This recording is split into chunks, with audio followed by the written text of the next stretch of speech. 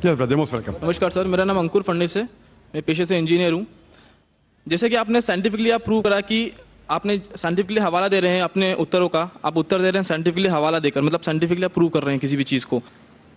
मैं ये प्रश्न पूछना चाहता हूँ, जैसे आपने बोला कि 4 बुक या कहें तो कुरान अल्लाह ने लिखी है, तो इसके सिर्फ 2 ही चीज़ हो सकती है, अल्लाह ने लिखी है। अल्लाह ने लिखी मतलब खुद अल्लाह ने लिखी है, राइट? या तो अल्लाह रजनीश ओशो जैसे धरती पर आए होंगे इस बुक को लिखने के लिए, या उन्होंने स्वर्ग से इसको भिजवाया होगा, खुद लिखकर स्वर्ग में लिखकर इसको भिजवाया होगा। क्या आप बता सकते हैं इन 2 में से कौन सा तरीका सही होगा?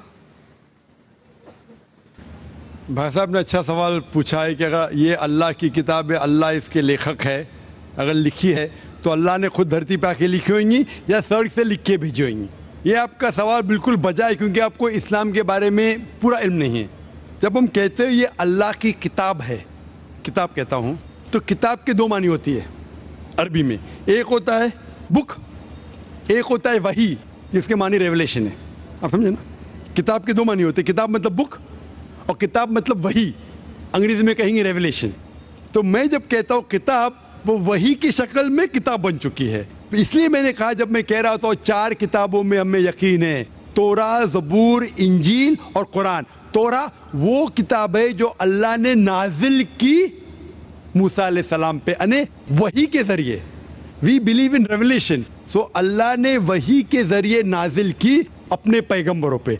अल्लाह ताला को किताब लिखने के लिए खुद आने की ज़रूरत ही नहीं। अल्लाह ताला क्या करता है? अल्लाह ताला इंसानों में से एक आदमी को चुनता है और उसके साथ एक हायर लेवल ऑफ कम्युनिकेशन करता है। आप समझे ना? मुझे आज कहने के लिए अमेरिका जाने की ज़रूरत थोड़ी है, फ़ोन पे कह सकता हूँ मेरे भाई से। मैं ये नहीं कहना चाहता हूँ कि अल्लाह ताला ने फ़ोन के ज़रिए कुरान नाजिल किया, गलत मत समझिए। फ़ोन तो अभी आया, अल्लाह ताला का कम्युनिकेशन फ़ोन से हायर है। हम जब फ़ोन से बात कर सकते तो खुद अल्लाह को आने की ज़रूरत क्यों? मुझे अगर कुछ पैगाम पहुँचाने के अमेरिका खुद जाने की ज़रूरत है? फ़ोन पे कह सकता हूँ क्या नहीं? ईमेल है, फैक्स है। अल्लाह ताला इंसान से कई गुना क्या इंसान से कंपेयर नहीं कर सकते, ये कहना भी गलत है। अल्लाह ताला का मकाम एक दूसरा मकाम है।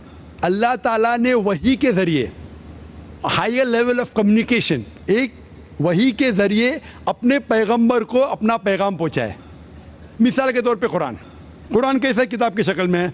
अल्लाह ताला ने वही के ज़रिए नाजिल की मोहम्मद सल्लल्लाहु अलैहि वसल्लम को। मोहम्मद सल्लल्लाहु अलैहि वसल्लम ने दोहराए, जब दोहराते थे, क्योंकि अल्लाह के रसूल, आखिरी रसूल मोहम्मद सल्लल्लाहु अलैहि वसल्लम अनपढ़ थे, ना लिख सकते थे ना पढ़ सकते थे।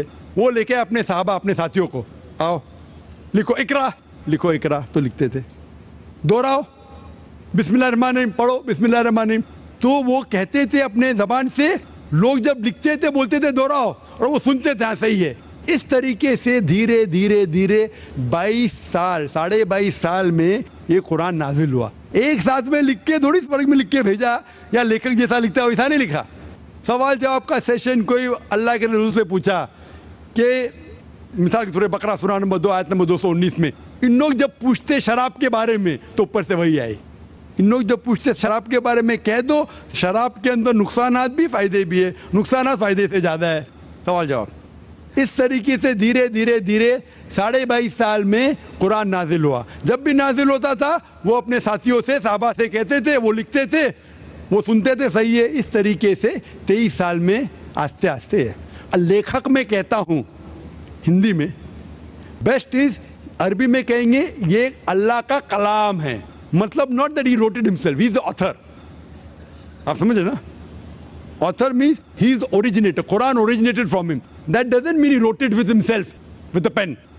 He is the author, means this book, Quran, is a wahi, a revelation revealed from Allah subhanahu wa ta'ala to his messenger, and then it came in the book form. Hope that answers the question. Mic number 2 पे अगर कोई गैर मुस्लिम भाई हो तो उनको तरजीह दी जाए। ये आखिरी 2 सवालों में से सेकंड लास्ट सवाल है, यानी आखिर से पहले का सवाल है ये। Good evening, sir. This is Ammar here. Actually, I wanted to ask you something.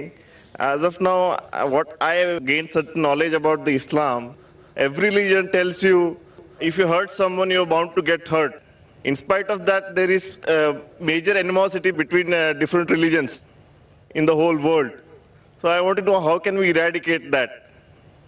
بھائی صاحب نے جو سوال پوچھا ہے یہ سوال مہیش بھائی نے سب سے پہلے پوچھا تھا کہ ہر دھرم اگر کہتا ہے کہ دوسرے دھرم کو تکلیف مت دو لیکن پھر بھی اتنا قتل ہوا دھرم کے نام پہ کس طریقے سے اس کو ہم دور کر سکے. میں نے کہا کہ اکثر میرے حساب سے جتنے دنگے فساد ہوتے ہیں اس کے ذمہ دار پولیٹیشین ہیں, اپنی ذاتی فائدے کے لیے دھرم کے نام پہ دنگے فساد کرتے ہیں. اسی لیے ہر ہندو ہر مسلمان اگر اپنی کتاب کو صحیح طریقے سے پڑھے اور اس کے اوپر عمل کرے یہ دنگے فساد دور ہو جائیں گے. جس طریقے سے قرآن مجید میں لکھا ہے سورہ عمران میں سورہ نمبر 3 آیت نمبر 64 میں تعالوا الی کلمۃ سواء بین بینکم, آؤ ہم اس بات کی طرف جو آپ اور ہم میں یکساں ہے. Is it because of certain misconceptions among people? بھائی صاحب نے پوچھے کہ کیوں غلط فہمی, اس کی وجہ سے بالکل صحیح. غلط فہمی اس لیے اگر یہ غلط فہمی دور ہو جائیں گی اور ہم ایک دوسرے کے دھرم کو جانیں تو ہمیں پتہ لگے گا کہ سارے دھرم کہتے ہیں کہ ایک ہی خدا ہے, ایک ہی ایشور ہے, ایک ہی اللہ ہے اور صرف اس ایشور کی عبادت کرنا چاہیے, اس کے علاوہ نہیں. انشاءاللہ بھائی چارہ بڑھے گا, ہم ایک دوسرے کو سمجھ پائیں گے اور یہ دنگے فساد قتل بند ہو جائیں گے. Thank you, sir. اور اب اس نشست کا آخری سوال مائک نمبر 1 سے. توریت, زبور اور انجیل. توریت موسیٰ علیہ السلام پہ نازل ہوا, داؤد علیہ السلام پر یہ کون سا تو زبور, ہاں, اور انجیل عیسیٰ علیہ السلام پہ نازل ہوا. تو ابھی یہ تینوں کیوں فارم میں نہیں ہے, مطلب ہے کیوں نہیں؟ قرآن ہے تو اس کو مکس اپ کر دیا لوگوں نے اور اس کا فارم کیوں نہیں ہے ابھی؟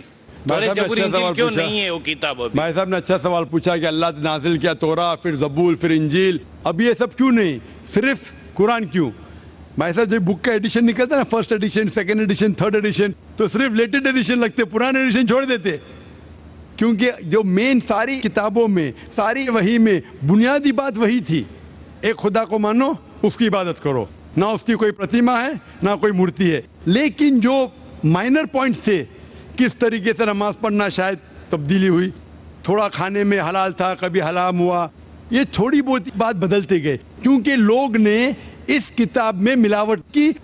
جب وحی میں ملاوٹ آنے لگی تو اللہ نے ایک نئے پیغمبر کو بھیجا پھر سے اس کو صاف کر کے. لیکن جب اللہ تعالیٰ نے سوچا کہ یہ وقت ابھی صحیح وقت ہے, آپ پوچھیں گے اللہ تعالیٰ نے قرآن کیوں نہیں سب سے پہلے بھیجا, تو میں یہ جواب دوں گا اللہ تعالیٰ جانتے تھے کہ انسانیت اس وقت تیار نہیں تھی قرآن کو حاصل کرنے کے لیے. 1400 سال پہلے اللہ ہمارا خالق ہے, انہیں جب یقین ہوا کہ یہ وقت صحیح ہے نازل کرنے کے لیے, انہوں نے قرآن نازل کی. اور جب نازل کیا اس میں لکھا ہے سورہ ہجر میں سورہ نمبر 15 آیت نمبر 9 میں کہ اللہ تعالیٰ نے قرآن نازل کی اور اللہ تعالیٰ اس قرآن مجید کی حفاظت کریں گے. اس کے بعد کوئی بھی اس قرآن مجید میں ملاوٹ لا ہی نہیں سکتا ہے, آپ کتنی بھی کوشش کرو, کیونکہ آج کی تاریخ میں لاکھوں لوگ قرآن کو اپنے میموری میں اتار چکے ہیں.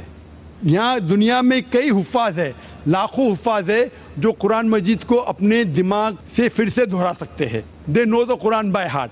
کتنی بھی کوشش کرو, آج کی تاریخ میں اگر آپ سارے قرآن مجید کو جلا بھی دیں گے نعوذ باللہ, پھر بھی ممکن نہیں کہ قرآن کو آپ ختم کر سکیں گے, کیونکہ اللہ تعالیٰ کا وعدہ ہے کہ قرآن کو میں نے نازل کیا ہوں اور میں اس کی حفاظت کروں گا. اسی لیے اس کے بعد کوئی بھی قرآن نہیں آنے والا, کوئی بھی نئی وحی نہیں آنے والی.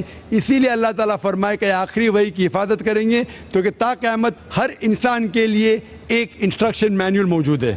آخری جواب تھا. وآخر دعوانا الحمدللہ رب العالمین. جزاکم اللہ خیر. دوستو, آج کا کامیاب سیشن یہیں پہ ختم ہوتا ہے. اللہ تبارک تعالیٰ سے دعا ہے کہ ہمارے یہاں جمع ہونے اور دین کی باتوں کو سیکھنے اور اس سے فائدہ اٹھانے کو